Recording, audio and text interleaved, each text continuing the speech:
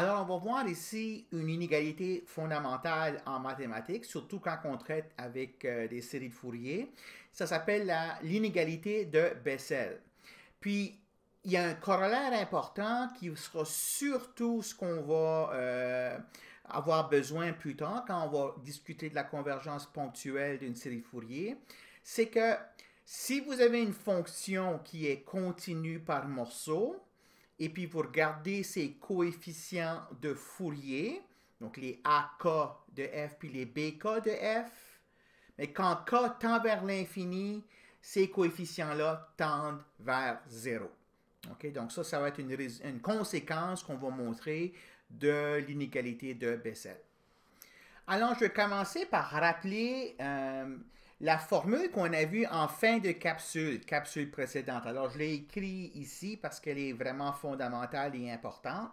On avait vu que si on avait une fonction f qui était continue par morceau, puis qu'on considérait la somme partielle d'ordre n de sa série de Fourier, alors on avait que cette expression ici était, bon, d'abord plus grand que 0 à cause que j'intègre une quantité positive, mais était égale à cette expression ici, où est-ce que je vois les coefficients de Fourier de f apparaître. Okay? Donc ici, la somme arrête à n.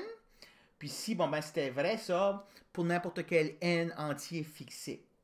Alors moi, je vais regarder l'inégalité 0 plus petit ou égal à ceci. Le terme que j'ai ici, je vais le mettre de l'autre côté de l'inégalité. Puis il va en suivre que cette expression-là est plus petite ou égale à cette expression ici, pour tout n entier fixé. L'inégalité de Bessel pousse ça juste un peu plus loin et dit essentiellement que la série que j'obtiens, donc série parce que je change jusqu'à infini, la série que j'obtiens en faisant la somme des carrés des coefficients de Fourier de f, ok, converge, puis est plus petit ou égal à cette expression que j'ai ici, qu'on est capable de calculer si on connaît f. Donc ça, c'est l'inégalité de Bessel. Donc on va commencer par démontrer cette inégalité-là en se servant comme point de départ la remarque qu'on avait ici. Donc ce que je vais faire, c'est que pour un n entier fixé, considérons le nombre réel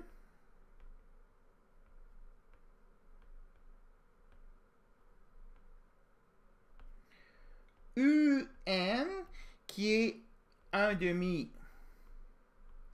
A0F au carré plus la somme de k allant de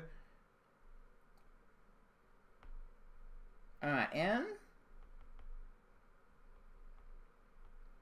à k de f au carré plus bk de f au carré.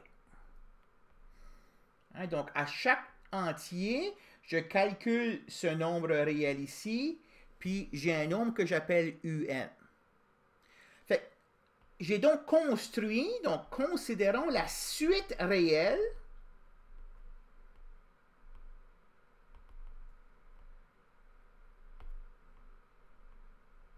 UN. D'abord, chacun des UN est plus petit ou égal à ce nombre ici, en vertu du fait que ce que j'ai ici, c'est UN.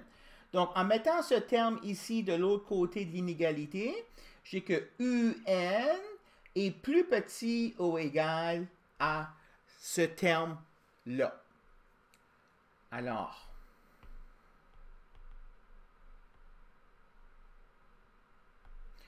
UN est plus petit ou égal à 1 sur pi, l'intégrale de moins pi à pi de f de x carré dx. Puis ça, c'est vrai pour tout n entier. en vertu de cette relation ici qu'on a calculée à la capsule précédente. Donc, la suite UN est bornée supérieurement. C'est-à-dire, la suite UN est bornée supérieurement.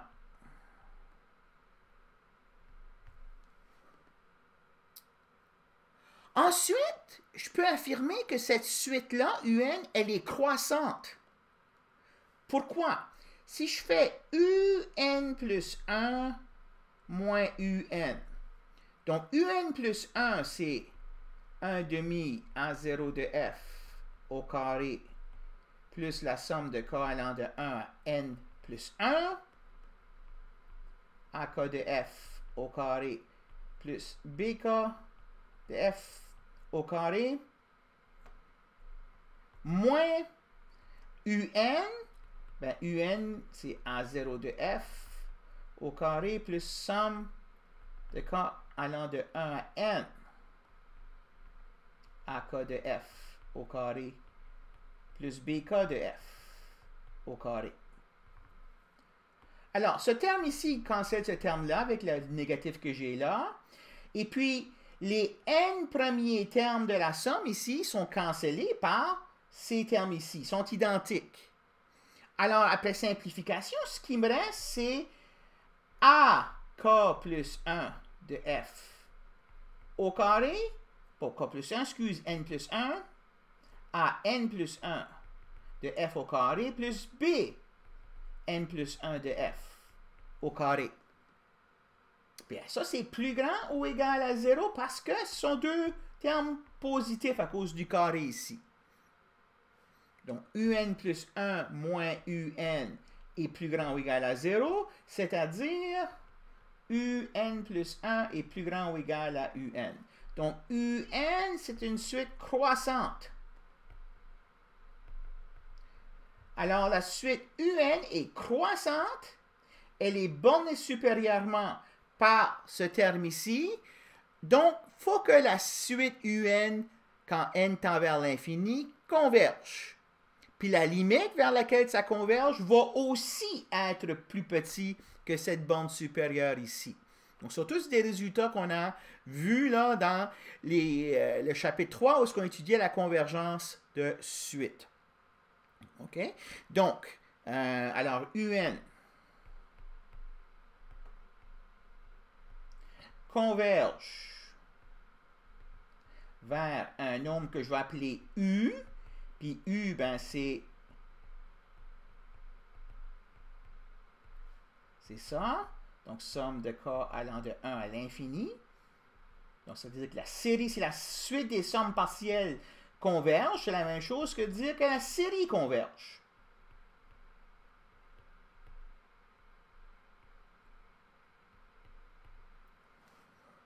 Puis ça, c'est plus petit ou égal à la borne qu'on avait pour les termes de la suite. Donc, somme de, excusez, 1 sur pi, l'intégrale de f de x au carré. Donc ça termine la démonstration de l'inégalité de Bessel. Mais ça veut dire la chose suivante. Donc, ça veut dire que cette série ici, là, dès que j'ai une fonction f qui est continue par morceau, la série que j'obtiens en faisant la somme des carrés des coefficients de Fourier, c'est une série réelle convergente. Puis on sait que quand on a une série qui converge, une condition nécessaire, c'est que son terme général tend vers 0, quand k tend vers l'infini. Okay, donc ça, on avait vu ça, c'était le théorème 3.45 à la capsule 28. Donc, ça me permet de dire que si j'ai une fonction qui est continue par morceau, et donc les coefficients de Fourier de cette fonction-là sont AK de f et BK de f, alors quand k tend vers l'infini, les coefficients AK et les coefficients BK tendent vers 0. Okay, donc pour qu'une série réelle converge.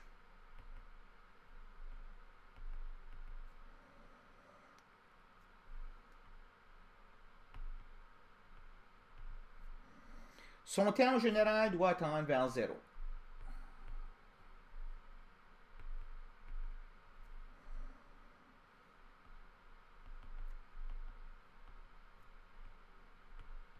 Donc ça, on avait vu ça, c'était le théorème 3.45, capsule 28. On l'avait vu dans un contexte de, pas nécessairement une série réelle, on avait vu une série dans un espace de Banach quelconque. Il fallait que son terme général tende vers le 0 d'espace vectoriel, mais ici on travaille dans les réels, alors il faut que le terme général ici tende vers 0. Donc ça, c'est-à-dire ça et ça ici. C'est-à-dire, ce qu'on a, c'est que les AK carrés tendent vers 0, puis les BK carrés tendent vers 0, mais si les AK carrés puis les BK carrés tendent vers 0, ben, les AK puis les BK doivent tendre vers 0 aussi. Okay? Donc ça, c'est une propriété très, très, très importante.